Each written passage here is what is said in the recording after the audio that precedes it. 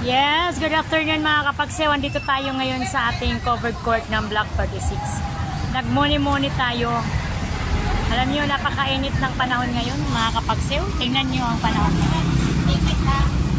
Grabe, tingnan niyo mga panahon mga kapagsew. Grabe ang init mga kapagsew, no? Ayan. Grabe mga kapagsew. Kaya lang, ganun pa rin naman mga kapagsew kahit mainit eh.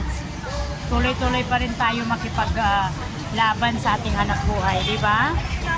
Medyo magulo yung ating sitwasyon dahil siyempre, nasa labas tayo, maraming maingay. Ay, thank you Lord. Kahit pa paano, nakakaraos tayo sa ating mga kabuhayan sa araw-araw. Ayan. Oy, shout out naman dyan sa aking mga kaibigan. Ayan aking mga kaibigan. Marami akong kaibigan mga kapagsew. Dito lang sa barangay namin, sa aming bloke, ay marami akong kaibigan. Oh, di ba? Mas maganda yung taong maraming kaibigan at walang kaaway. Yes, mga kapagsew. Ayan ang aming court, covered court namin. Pula yan, pula. Alam nyo na kung anong pula dito. Sa Malabon si J. Lacson. Kaya yan yata ay project ni J. Lacson. Ayan mga kapagsew. Ganun lang pa tayo mga kapagsew. Makikibagay lang tayo sa lahat ng problema sa buhay. Ano yung problema mo? Problema rin ng iba. Ganun din yan. Pare-parehas tayo ng mga problem. Sobrang init mga kapagsew. Ayan mga kapagsew. May ano mga kapagsew lumilipad. Ay yung butterfly na sa taas.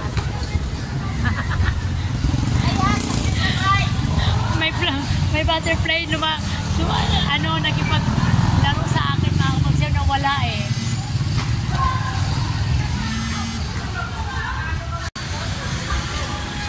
Yes! Ayan ha, nag-start. Uy, bakit nandito sa aking harapan to? Eh, paliktalikod nga yan. Good afternoon mga kapagsew.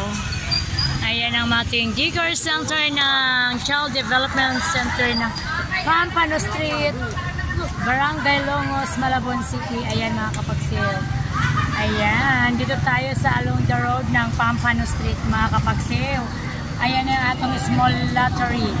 Ayan. Yes, ayan po, may mga customers ako. Ayan, ito pa. Oh. Ayan mga kapagsew. Tanghali, hapon na sila kumakain.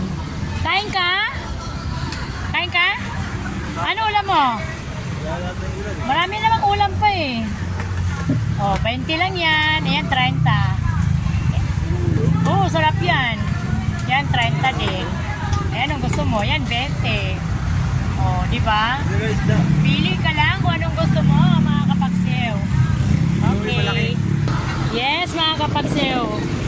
Ayan, mga kapagsew, ang aking kabayo. Kasama ko yan kahit saan ako yan, mga kapagsew. Kabayo ko yan.